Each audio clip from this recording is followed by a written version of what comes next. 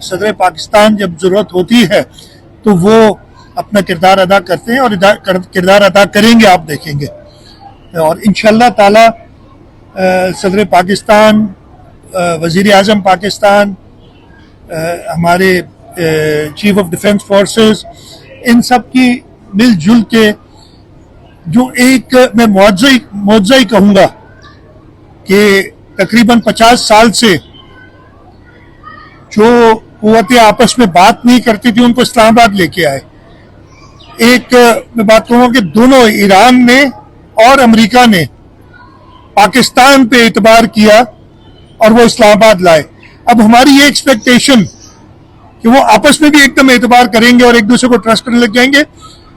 Diplomacy कोई event ही नहीं होता हम समझे कि भाई वो आए इस्लामाबाद और हो जाएगा, हो जाता तो बहुत अच्छा था, लेकिन डिप्लोमेसी एक प्रोसेस होता है और इंशाल्लाह इस प्रोसेस में आपको नजर आएंगे। और बिलावल भुट्टो जरदारी साहब तो पूरी तरीके से एंगेज कर रहे थे, उनके पास कोई ओहदा नहीं है, वो पार्टी के चेयरमैन है और पाकिस्तान पीपल्स पार्टी को रिप्रेजेंट करते हुए इंटरनेशनल मीडिया पे बहुत ज्यादा एक्टिव थे इन मुज़ाकरात को और कामयाब कराने के लिए। जरदारी साहब ने अपनी सरबराही में सबसे पहले प्रेसिडेंट हाउस में मीटिंग की थी जिसमें चारों सूबों के वज़राए आला मौजूद थे। ये एक बहुत बड़ी कामयाबी थी कि इस मुश्किल वक्त में मुल्क को इकट्ठा किया और जरदारी साहब ने वो रोल अदा किया, चेयरमैन बिलावल भुट्टो जरदारी साहब ने वो रोल अदा किया कि सूबा खैबर पख्तूनख्वा के वजीर आला जो किसी मीटिंग में नहीं आए थे वो आए। तो ये इब्तिदा थी।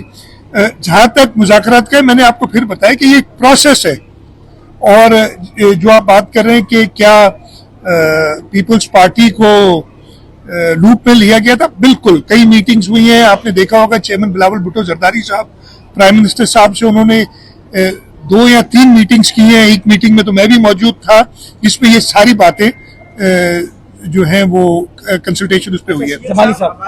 देखिए, ये चेयरमैन साहब ने इसका खुद इस पे जो लियारी डेवलपमेंट पैकेज इसलिए पहले भी होते रहे हैं और लोगों को शिकायत थी लियारी में, इस दफे चेयरमैन साहब ने खुद उसको देखा है और उन्होंने खास तौर पे चीफ सेक्रेटरी की ड्यूटी लगाई है और चीफ सेक्रेटरी की सरबराही में नेस्पाक के साथ मिल के पूरा प्लान बनाया है।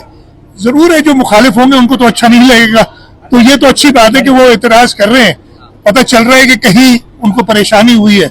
जहां पे भी हमारी जो मुखालिफ पार्टी एतराज करती है ना, हमें पता चलता है कि कोई अच्छा काम हो रहा है, इसलिए कि अच्छे काम पे वो एतराज करेंगे। अगर हम खराब काम करेंगे तो वो खुश होंगी। नाराजगी का मतलब है कि हम अच्छा काम कर रहे हैं। सलीम, एक मिनट